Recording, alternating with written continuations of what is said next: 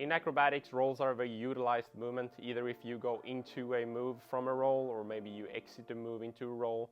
Perhaps the roll is a movement in itself. Anyhow, getting comfortable in these rolling variations can be of importance. So building some form of integrity around the shoulder girdle, but also the neck and the arm area, can help out with controlling these motions better, but also in terms of understanding how to articulate ourselves better. When we're rolling, we'd want to meet the ground with enough force. If we don't meet the ground with enough force, we're simply collapsing onto our segments. If we're collapsing onto a shoulder that's pretty loose in its socket without any muscular action, things can go quite wrong. So learning how to engage and get strength in these positions so the muscle fibers covers and helps us out as we roll can be of very importance here. For mitigating injury, going in the directions we like to, or articulating or using right segments. So to demonstrate this, I could simply do a forwards roll with not much engagement. So I'm positioning my limbs in this way, but by only rolling over myself without engaging certain structures, you can see that I'm simply being steered by the mass of my body. So by incorporating some activity here, I'm pushing a bit into the ground. I'm also pushing with my shoulder. It's a weird feeling, but I'm pushing with the outside of my arm and shoulder.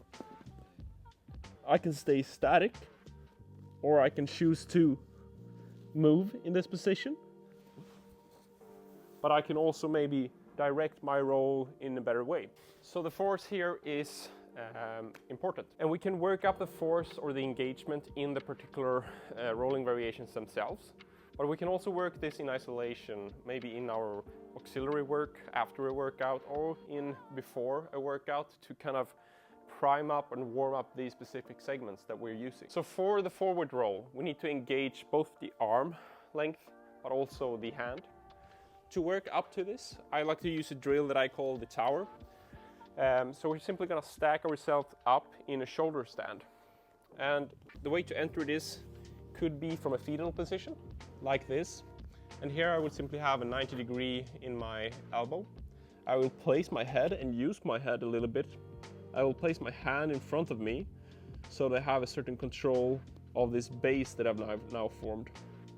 From here, the simplest variation, strength-wise, would be to come up on my elbow like this, but comfortable-wise, it might not be. I'm a bit compressed here. So I'm working up time under tension here and gaining balance. When I feel confident enough, I would then progress onto a static variation of a shoulder stand, more in balance, in a tuck variation, open tuck variation. With time, I can then extend the lever outwards, play a little bit of frog variation or just whatever leg variation that feels intuitive to me. I can start to move around, and this will affect the base of support down here as well. So I will have to use a lot of corrections and build strength in this position, pushing to the ground with my shoulder and my arm. I can work more statically, come up and work much more with my the arm that I'm having as support here. And it's okay to fall off and fall down whilst doing this. Maybe approach the falls or the falling downs as a way to work up strength as well. So when you're feeling you're about to fall, try to work against that. Fight to keep yourself upright. You'll probably fall anyways, but see it as a slow eccentric. And with that, you will probably build a lot of strength around your midsection and control from this particular area as well. And with time, you could probably resist that force that's pulling you down and then pull yourself up again. And we can work this one with a bent arm variation, such as I did right now. But we can also work this one from a bit more peculiar position, where I have my arm straight out, place this one in front of me. And with this, I can simulate other positions that I will roll on and become proficient with this.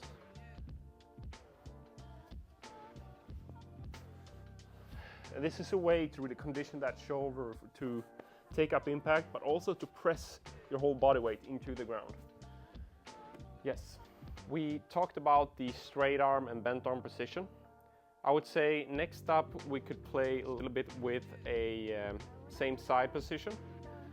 So here we would use the hands in a more of a triangular fashion as we're receiving the ground. So it would look something like this. Instead of placing my arms like this, I would receive the ground on the same side. I would use my extensors to negatively or eccentrically basically lower myself downwards. Rolling onto my shoulder, pressing up and then going forwards. What this helps us with is we can receive the ground in a better fashion, as we can take up impact coming from a lunge or take up impact coming from a standing position. We can also leap forwards with this particular roll. It's difficult to leap with this placement, probably possible, but you get the idea. So how we will train or condition with this one is that we will start on the ground in the specific position that we're using. And then we can bias one arm more so. We can come further out with our knees. From here I'm simply gonna do triceps extensions. And I try to intuitively load my arm a bit more here and see what I can handle as I can do more repetitions. And I play around from this open position, simply pushing from the outside of my arm down onto the elbow. And I can start to load it a little bit more by extending my leg and moving a bit more forwards. And perhaps I'm thinking even that, oh, as I go down, next up would be the shoulder. And as I press up, I try to really lengthen. For certain rolls in this, we can use twist roll variations where we go from one arm onto the next. So a way I like to work on this one is to have maybe my hands in fists and then work from one side to the next. You can also press with them like this, a bit more diamond-like or triangle-like.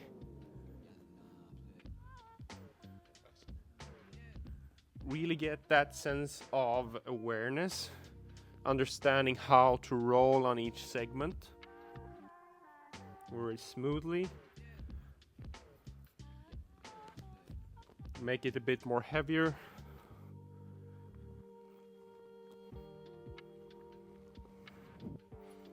And perhaps even come up on that last one. Use that to really push off like you would in an actual movement.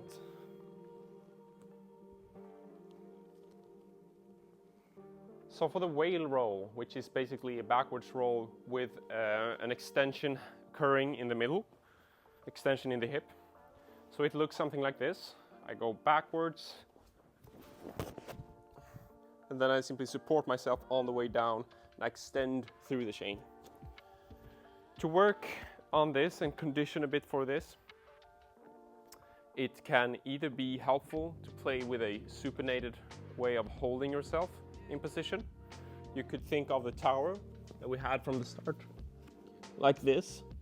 Place your hands more of a supinated hold, press down towards the ground and hold yourself a bit more in position. See that I'm leaning a little bit off axis here to really strengthen that side. Next up we have the shoulder roll. The shoulder roll is going from one shoulder onto the other.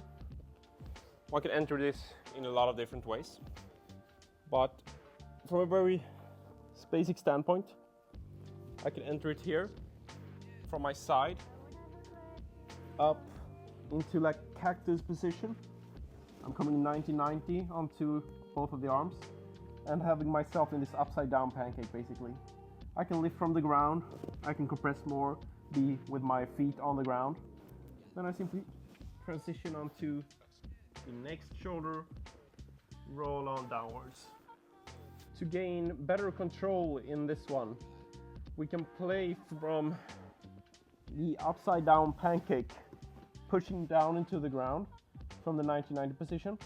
It's okay if one arm lifts off as you go more towards the other side. But here, try to widen your straddle as much as possible.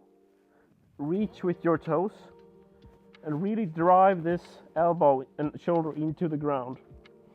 So here I'm using a lot of force from my external rotators and my shoulder. I'm also using a lot of twist and rotation from my torso and contracting my abdominals to control this variation. And here I simply play with extending more and more into my max range of motion, where I feel I'm about to fall downwards with my hip from this one. I can test turning a little bit, pivoting a little bit on the foot in this position, and then coming down. To basically see this from another direction, which might be easier. Coming up on our back again, straightening out, biasing one side, coming up a bit on this one, maybe even switching over. Really try to grab onto the ground. Keep yourself in position. Drive your toes down. Stay a bit more statically or rotate simply in this position. Push as you do this. Go in and out. And onto that next side.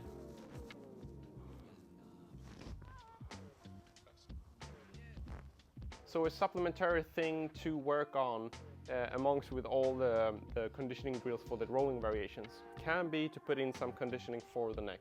The neck in itself takes a lot of strain and load as we're rolling in different directions, and maybe we even fall unpredictably in some of them.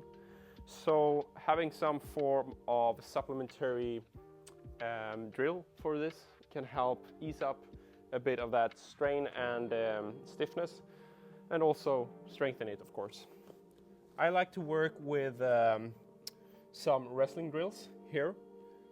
Basically putting my head on the mat, deloading myself with the hands, and from the start we can actually start on the feet.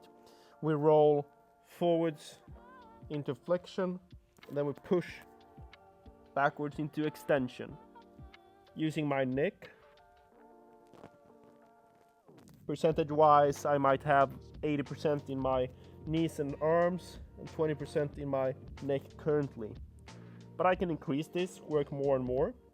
I can come up on my fingers to mitigate helping from the hands. I can come up on my feet to make it even more heavier. The last version could be to remove the hands as well, which I will show soon. So these are the forwards and backwards, extension and flexion. One can also work with rotations, but starting with some form of lateral variation, I would say, is helpful as well.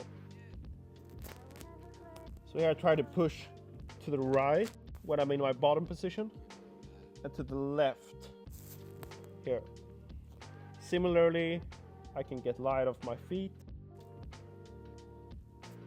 I can come up on my toes. Help out by bending the knees in some form of way.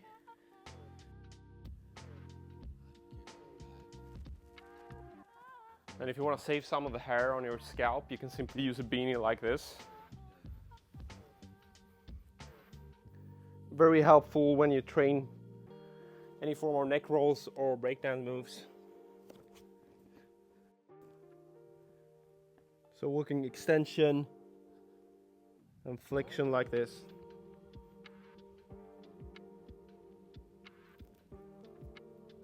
And as I showed before, we can work in the lateral motions as well.